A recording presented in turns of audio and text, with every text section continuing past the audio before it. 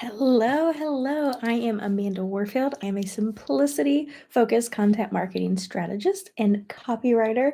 And I go live here every Monday at 7 p.m. Eastern Time, 4 p.m. Pacific Time to help course creators simplify their marketing so that they can make a bigger impact in less time. I would love for those of you that are here live to say hi in the chat. Tell me where you're tuning in from. And I also have a question that I want to ask each of you, which is what is your largest roadblock when it comes to content marketing? I know that for me, for a long time, it was the fact that I could not get ahead. I would be sitting there on a Sunday night as I was, you know, working part time trying to get this business up and running. This was my side hustle. And I was working part-time, but I was working multiple jobs so that it meshed into a full-time job, or full-time hours, I should say. But my main job at the time was teaching preschool. And so I would sit there on Sunday nights because my blog post was supposed to go up the next day, and I would be so frustrated because I had this blog post to write. It wasn't finished yet, and I didn't want to do it. It was late. I wanted to go to bed. I knew that, soon enough my alarm was going to go off and I was going to need to get up and go teach a whole bunch of 4-year-olds how to read and get along and sit for an age appropriate amount of time on our carpet for circle time. And here I was trying to figure out what in the world to say in this blog that I had come up with a topic with, but not written anything else for. And I'd finish the blog. It would not be great, let's be real, because it's the middle of the night. And then I'd go to bed and I'd be like, okay, no more. This week I'm going to get ahead. I'm not going to fall behind on my content again. And I would promise myself that on Sunday night. And then you go through the week, and all of a sudden I'd get to Sunday night again, and I'd be in the same position. And I would be like, what in the world is going on? I swore this was going to be the week that I did not do this anymore, that I was going to actually get my ish together and put my content up on time so that all I was doing, it felt like, and I didn't want this to be the case anymore, all I was doing, it felt like, was creating content. That's it. That's what my whole business was at that point, was just creating piece of content after piece of content after piece of content.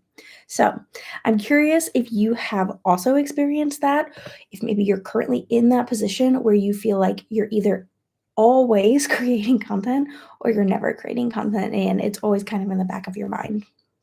So let me know if you're here live in the chat if that's something that you also can relate to. But I knew that this couldn't be it, right? Because all I was doing was creating content, which means I wasn't seeing growth. I wasn't seeing sales. I wasn't seeing clients. I wasn't seeing, um, you know, growth in my email newsletter or my Instagram followers or anything like that. And mind you, when I started my business, I knew I wanted it to be an educational based business because teacher. I knew I wanted it to be an educational based business. And so when I started my business, I knew that I needed to be creating content in order to educate. And so I wasn't trying to get clients at the time. I really wanted to focus on passive. We all know things aren't really passive at this point, right? But I wanted to create more educational based things like workbooks and courses and things like that. That's what I wanted to do.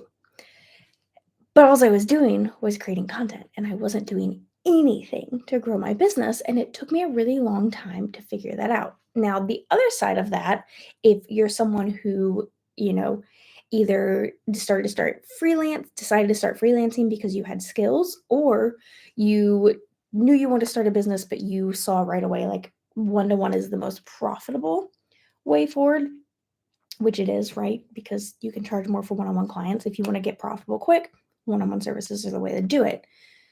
If that is where you landed when you started your business, maybe what ended up happening for you is you were doing all you could to serve clients, right?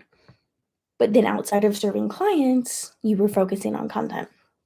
And so no matter which way it fell, whether you were starting with clients or not, if you're spending all of your outside client time or all of your time period just creating content, that's a big problem. Because here's the thing, content is part of your business, but it's not your business. And if all you're doing outside of working with clients is creating content, you're not doing anything to grow your business. You have to make sure that you've got that nurture side of your content going out there, right? Because when we show up consistently, we are building the know, like, and trust factor with our audience. And so that content, it's so important. Don't mishear me there. It is really important to be showing up with our content, but we also have to make sure that we are working on growth marketing as well, that we've got some sort of growth marketing tactic. And maybe that means that you are writing guest blog posts for other websites.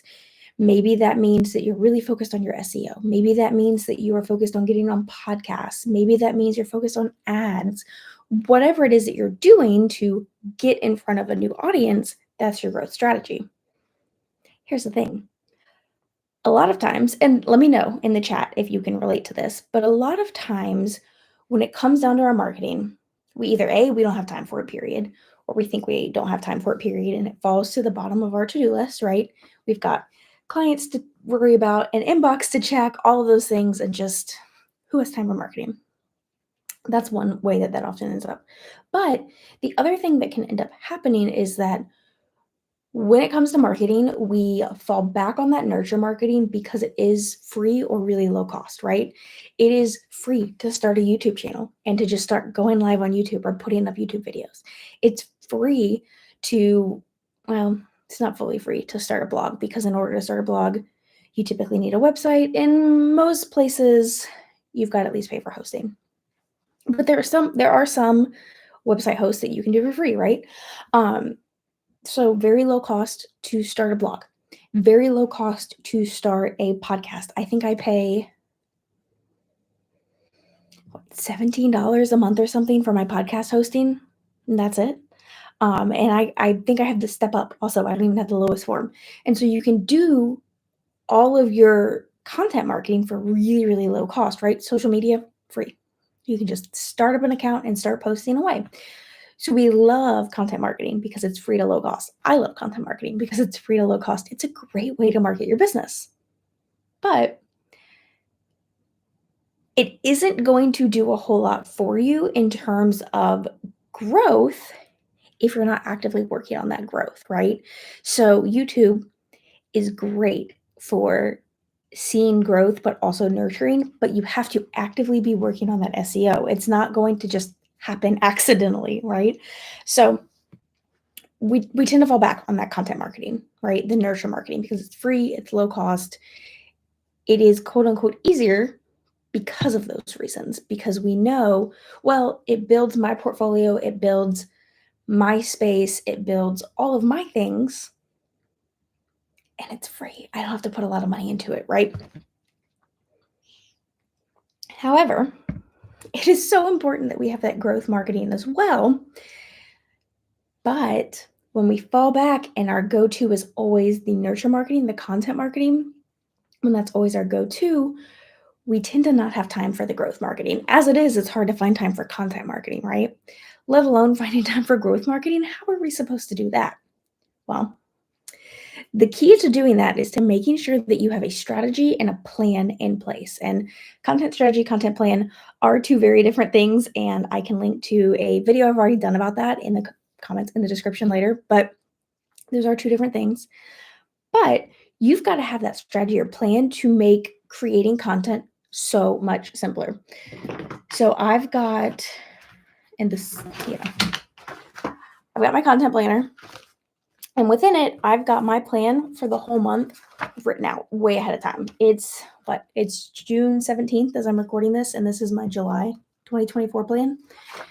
I already have that written out, so I can batch my content.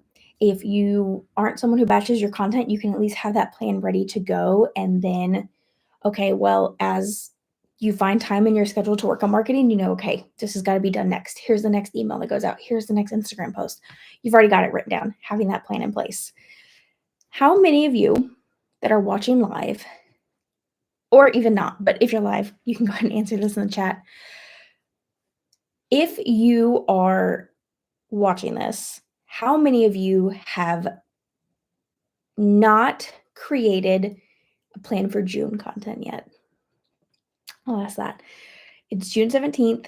Who has not created a plan for June content? And the reason I ask that is because often what we end up doing is we go, I want to create a plan for the month, but I don't have time to do that right now. Let me just figure out this week and today and here and right now. And then what ends up happening is our content gets scattered all over the place because we end up talking about this topic on this week and then this topic on the next one and this topic on the next one, and there's nothing cohesive. Rachel said, the content batching boot camp has been so helpful, and I'm just through the first few sections. I'm so glad, Rachel. I will have to DM you for sure after this later tonight. But I'm so pumped that you're enjoying it because, yeah, that course it's my best-selling course for a reason. I mean, it teaches a system, but it teaches you how to create a system, which is, I think, unusual in a lot of ways people teach batching. They just go, here's a system that works for me. And instead I go, here's a system, but here's how to make that system work for you. So I'm so excited that it's working for you and that you found it helpful because the relief of being able to batch your content is unreal.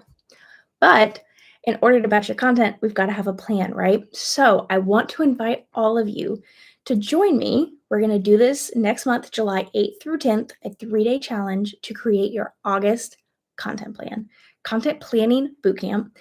I'm going to put the link in the description. Actually, it's already in the description. I put it in first thing. That very first line, this is a free challenge. You are going to get a workbook each day to cover what you need to cover and make sure you've got everything you need to create that plan. But here's the really exciting part. We're going to go live every day during that challenge here on YouTube, and we are going to brainstorm content ideas. So you'll have the 3 days that kind of walk you through the main steps of how do you create a plan? How do you create a monthly content plan? How do you create one that's got some strategy behind it? We'll go through all of that over those 3 days, but every single day, we are going to hop on this live. We're going to hop on live here on YouTube, and we're going to brainstorm content ideas. So if you're like, I'm a photographer and August is the start of kind of thinking about fall, but kind of not. What do I talk about? We can brainstorm that together. If you're like, I own a sticker shop and I have no idea how to create long form content around that, we can brainstorm that together. If you are a fitness coach, if you are whatever it is that you do, we're going to go in here and brainstorm together. And the beauty of that is you get my brain, but also within the comments, you'll have each other getting to really think about like, okay, if this person does this, what would I want from them kind of thing. And so you're going to get a ton of help from everyone. So highly recommend that you join us. Again, I know it's June and we're talking about August content, but in order to give you enough time to create the plan and implement it before August begins, we've got to do the challenge July 8th through 10th. And so we're going to start. This is the first official. This is happening. I've been working on this for a few weeks now, and I'm super pumped. I've already created like most of the workbooks for each day, and I'm just really, really excited about this. So if you plan to join me, let me know in the chat. And like I said, free challenge. At the end of the 3 days, you'll have your August plan for your content for that month, and that will allow you to get the content created, scheduled, hopefully batched out, and then you can have time to work on that growth marketing because your content, it's part of your business, but it's not your whole business. All right, my friend, if you loved this episode, like I said, I will link to that content strategy versus content plan video that I've created. If you have any questions about the challenge, especially, go ahead and leave those in the comments. But if you've got any questions about, making time for your marketing strategy, whether it's nurture marketing, growth marketing, whatever it may be, drop them in the comments. I'd love to answer them for you. And if you like this video, please, please, please be sure to like it below, hit subscribe if you haven't already, and I'll see you back here next Monday. Bye, friends.